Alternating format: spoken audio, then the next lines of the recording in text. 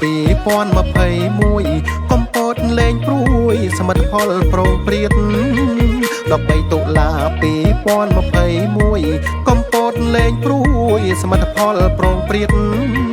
ឯដំម៉ៅធនិនដោះស្រាយវិមានខិតខំក្មេងគ្មៀតជីវភាពបវនាងកំពតវាសនាសែនល្អ